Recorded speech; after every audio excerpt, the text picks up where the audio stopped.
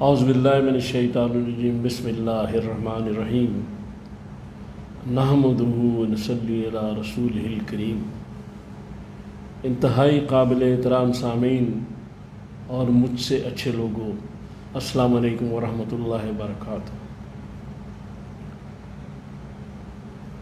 اسلام ایک ایسا دین ہے کہ جو صرف عقائد اور عبادات کی بات نہیں کرتا بلکہ اس میں معاشرت بھی ہے،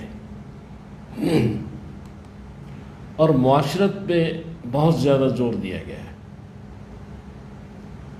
چونکہ ہم ایک معاشرے میں رہتے ہیں، انسان ایک دوسرے سے ملتے ہیں، سوسائٹی بنتی ہے، تو اس میں اسلام چونکہ پورا ضابطہ حیات ہے، لہذا وہ پوری بات بتاتا ہے کہ ہمیں کیسے ملنا ہے، کیسے کسی کے ہاں جانا ہے۔ دوسرے جتنے بھی طریقے زندگی کے ہیں وہ رسول اللہ صلی اللہ تعالی وسلم ہمیں سکھا کر گئے، وہ سکھا گئے۔ اور ایک ترمذی کی حدیث ہے، باب الایمان میں، کتاب الایمان میں باب 12، اس میں حضور نے فرمایا کہ مسلمان وہ ہے کہ جس کے ہاتھ اور زبان سے دوسرے مسلمان محفوظ رہیں، یعنی definition of a Muslim define کیا گیا ہے۔ تو اب اگر کوئی شخص اس کے خلاف جاتا ہے تو اس کو فتویٰ تو نہیں لگایا جا سکتا کہ مسلمان نہیں ہے، مسلمان ضرور ہوگا مگر کامل مسلمان نہیں۔ ان چیزوں پہ بہت غور کرنا چاہیے۔ اب ہاتھ اور زبان سے جو بات کی گئی ہے تو ہاتھ کی تو صاف بات ظاہر ہے، لیکن زبان سے بعض دفعہ ہم دوسروں کو تکلیف دے دیتے ہیں۔ مثلا اب سلام کرنے کا بہت ثواب ہے، کسی کو سلام کرنا، چونکہ اسلام شروع ہی سلام سے ہوتا ہے۔ السلام علیکم یعنی دعا ہے سلامتی کی، شروع ہی یہاں سے ہوتا ہے۔ لیکن بعض اوقات یہ جو ثواب کرنا ہے، سلام کرنا ثواب کا کام ہے، یہ گناہ بن جاتا ہے، ناجائز ہو جاتا ہے۔ جیسے جو شریعت نے قوانین مقرر کیے ہیں ان میں اگر کوئی شخص تلاوت قرآن میں مصروف ہے تو اسے سلام کرنا جائز نہیں، کیونکہ اگر سلام کیا جائے گا ایک تو اس کی تلاوت میں خلل پڑے گا، دوسرا وہ مشغول ہوگا آپ کی طرف تو اس کو تکلیف ہوگی۔ تکلیف سے بچانا ہے، یہ دین ہے۔ یہ یہاں تک ہے کہ بعض فقہاء نے لکھا ہے کہ یہ صرف ہاتھ اور زبان سے مسلمان نہیں بلکہ سارے لوگ محفوظ رہیں، چونکہ حضور صلی اللہ تعالیٰ علیہ وسلم نے حضرت علی کرم اللہ وجہ کو ایک دفعہ فرمایا کہ زمانہ امن میں کسی کافر کو بھی تکلیف نہ دینا۔ لہذا یہ دین ہے۔ اس کے بعد آپ دیکھیں کہ دوسری جو حدیث پاک ہے وہ بھی ترمذی کی ہے اور باب الزہد سے ہے۔ اس میں کہا گیا کہ جو تم خود اپنے لیے پسند کرتے ہو دوسروں کے لیے پسند کرو، ایکویلٹی، مساوات۔ اب یہ جو مساوات والا معاملہ ہے اس سے کچھ لوگ گھبراتے ہیں، خوف زدہ ہیں۔ یہ اسلاموفوبیا کہ ایکویلٹی نہ ہو، برابر کیسے ہو جائے۔ پوری ورلڈ میں 20% لوگ ایسے ہوں گے یعنی ہر ملک کے حساب سے 20%، کہ جو طاقت اور مال کے نشے میں ظلم کرتے ہیں، اور وہ ظلم جو ہے ساری دنیا میں پھیلتا ہے۔ مسلمانوں کو مسلمانوں سے لڑاتے ہیں، فنڈنگ کرتے ہیں، اس کے ذریعے وہ اپنا کام نکالتے ہیں۔ لہذا یہ جو دین اسلام ہے، جو بہترین دین ہے اور جس میں سراسر سلامتی ہے، اسی کو ان طاقتوں نے ٹیررزم تک پہنچا دیا۔ مسلمان کو ٹیررسٹ کہا جانے لگا۔ یہ ان کا گندا کھیل، جس کی وجہ سے اسلام بدنام ہوا اور مسلمانوں سے ایسے کام کروائے گئے کہ جس کی وجہ سے یہ سلسلہ ہوا۔ لہذا جو مسلمان ہے وہ تو اس کی تعریف رسول صلی اللہ علیہ وسلم فرما دی، اسلام کی تعریف ہو گئی۔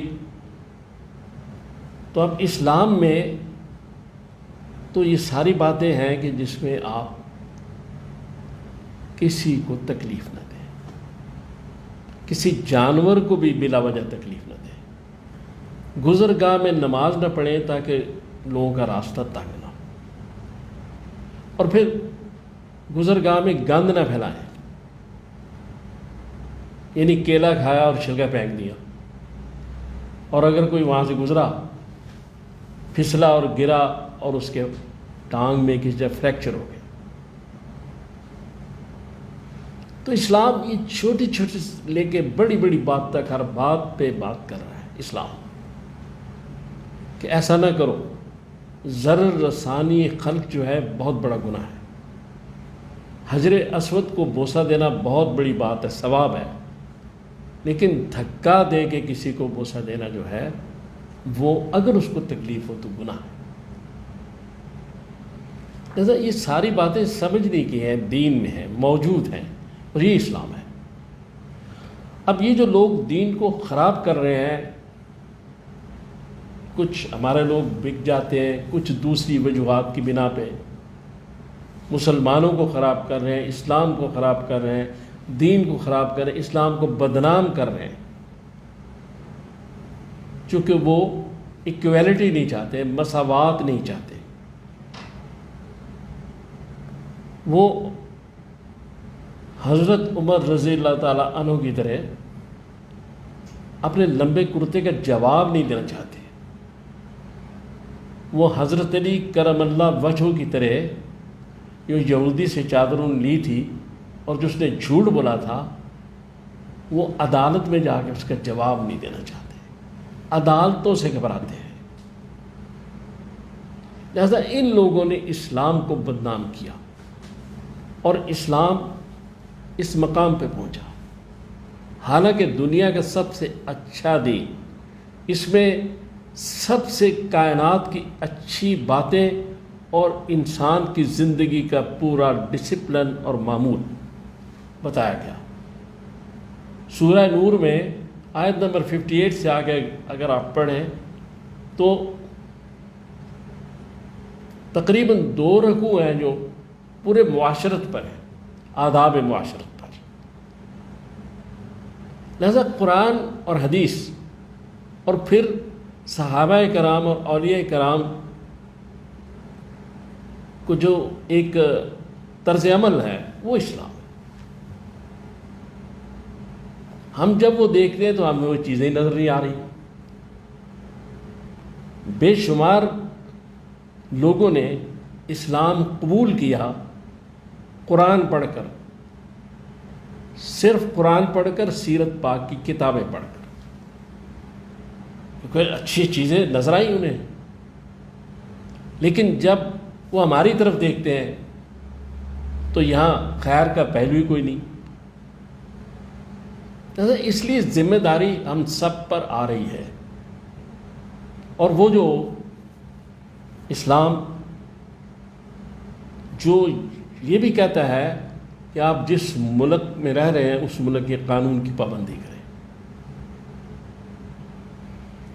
اور ریڈ سگنل کراس نہ کریں، ہم وہ بھی کرتے ہیں، غلط پارکنگ نہ کریں، ہم وہ بھی کرتے ہیں۔ یہ سب گناہ ہیں شریعت کی نظر میں، لہذا ہم صرف یہ سمجھتے ہیں کہ اگر نماز نہیں پڑھی تو گناہ ہے، یہ بھی یقیناً بہت بڑا گناہ ہے، لیکن معاشرتی طور پر اور ہمارے جو معاملات ہیں ہم ان کو نہیں سمجھ رہے کہ ہم کسی کے ساتھ کیسے ملتے ہیں، کسی کے گھر کیسے جاتے ہیں، کیسے جانا چاہیے، نہ سیکھتے ہیں۔ اس لیے امام غزالی نے ایک بڑی خوبصورت بات کہی۔ آپ فرماتے ہیں کہ 3 قسم کے جانور ہوتے ہیں۔ ایک جانور وہ ہوتا ہے کہ جو فائدہ دیتا ہے، جیسے بکری، گائے، کہ آپ ان کا دودھ بھی حاصل کریں اور اگر ضرورت تو کاٹ کے کھا بھی لیں۔ لیکن ایک وہ جانور ہوتے ہیں جو صرف نقصان پہنچاتے ہیں، سانپ، بچھو، درندے وغیرہ۔ تیسری قسم کے جانور وہ ہیں جو نہ نفع پہنچاتے ہیں نہ نقصان پہنچاتے ہیں، لومڑی، گیدڑ جو انہوں نے لکھا، یا بے ضرر قسم کی کوئی مخلوق۔ تو وہ یہ کہتے ہیں کہ اگر پہلی بات تو یہ کہ ہمیں انسان بننا ہے، اور اگر انسان نہیں بننا تو پہلی یا تیسری قسم کے جانور بن جائے، دوسری قسم کے نہ بنے جو کسی کو نقصان دے۔ یہ ساری باتیں بڑے غور کرنے کی ہیں۔ اصل میں بات یہ ہے کہ چونکہ یہ جو کچھ ہمارے مسئلے بھی ہیں، کچھ باہر سے مسئلے آئے، اور باہر کے وہ لوگ انہوں نے یہاں بھی کام کیا، باہر بھی کیا، جن کے پاس طاقت، پیسہ اور دنیا کی بڑی بڑی حکومتیں، انہوں نے اسلام کو بدنام کرنے کے لیے 20% وہ جو لوگ تھے ہر ملک میں، انہوں نے سلامتی سے اسلام کو ٹیررزم تک پہنچا دیا۔ حالانکہ اسلام ایک حساس دین ہے، اتنا حساس دین ہے کہ وہ یہ کہہ رہا ہے کہ آپ سوئے آدمی کے پاس اونچی قرآن بھی نہ پڑھیں۔ قرآن پڑھنا کتنا بڑا سب، لیکن اس سے اس کی نیند میں خلل آ جائے گا۔ اس سے زیادہ کیا بات ہو سکتی ہے؟ حضور محمد رسول اللہ صلی اللہ تعالی علیہ وسلم کا احادیث میں جو تہجد میں اٹھنے کا انداز ہے کہ آپ بہت آہستہ سے اٹھتے تھے، آہستہ سے دروازہ کھولتے تھے کہ کہیں عائشہ جو ان کی بیوی ہیں وہ فرماتی ہیں کہ وہ جاگ نہ جائیں، چونکہ تہجد تو حضور پر واجب لیکن ان پر نہیں تھی، عائشہ پر نہیں تھی، لہذا آپ آہستہ اٹھتے کہ اس کی نیند میں خلل نہ ہو۔ حضور کا انداز دیکھیں اور ساری یہ باتیں دیکھیں تو پھر یہ جو خوف چھایا ہوا ہے ان لوگوں پہ جو اسلام کے خلاف ہیں، اور یہ حضور صلی اللہ علیہ وسلم گستاخی کیوں کرتے ہیں؟ اس لیے کرتے ہیں کہ مسلمانوں کی سب سے محبوب ترین ہستی ہوا ہے، اور مسلمان کو سب سے زیادہ جوش اسی بات پر آتا ہے، لہذا وہ جان بوجھ کے حرکتیں کرتے ہیں کہ مسلمان اشتعال میں آئیں اور پھر اور ان کو ایکسپوز کریں کہ ایسے ہے۔ بہت سازشیں ہو رہی، تو ہمیں بہت محتاط رہنا چاہیے، بڑی احتیاط کرنی چاہیے ایک مسلمان ہونے کے ساتھ ساتھ ہمیں اچھا انسان بھی بننا ہے، جس کے لیے میں نے یہ کچھ گزارشات کی ہیں اور اس میں یہ چیزیں سمجھنی ہیں، کیونکہ طاقتور طبقہ اسلام کو پسند نہیں کرتا، جو ظالم بھی، مظلوم لوگ ساری دنیا میں اسلام کو پسند کرتے ہیں، اس لیے کہ اسلام کسی قسم کا فرق نہیں پیدا کرتا، امیر ہو، غریب ہو، بادشاہ ہو، رعایا ہو، اسلام کی نظر میں سب برابر ہے۔ اس لیے یہ گزارشات ہیں جو میں کرنا چاہتا تھا، تو اگر مجھ سے کوئی غلطی ہوئی تو اللہ تعالیٰ معاف فرمائے، تو اللہ تعالیٰ ہمیں توفیق دے کہ ہمیں ان کاموں پہ عمل بھی کریں اور ہمیں ہدایت بھی عطا فرمائے۔ صلی اللہ تعالیٰ علیہ خیر خلقہ محمد وآلہ وصحبہ اجمعین برحمتہ۔